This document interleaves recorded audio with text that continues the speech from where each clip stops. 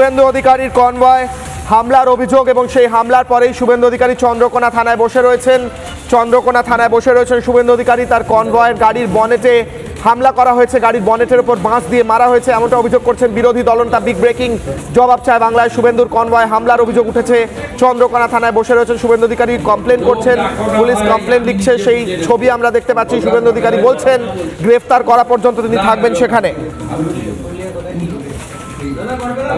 Big breaking news, Suvendu অধিকারীর convoy হামলার অভিযোগ, শুভেন্দু অধিকারী চন্দ্রকোনা থানায় বসে রয়েছেন এই মুহূর্তে। First on break Republic Bangla, exclusive Republic বাংলায়।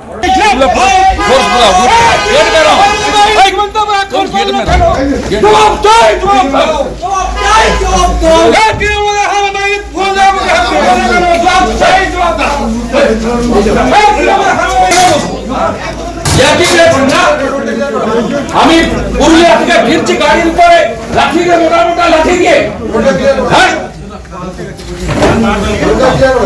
তো কি আগে অ্যারেস্ট করবেন? আধ ঘন্টা আগে থেকে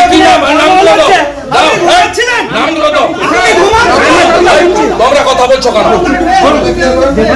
নাম বাবার নাম গুলো দাও, নাম বাবার নাম লিখে দাও আমাকে। গৌতম তুমি লিখে দাও। আরে আমি ডায়েরি করবো।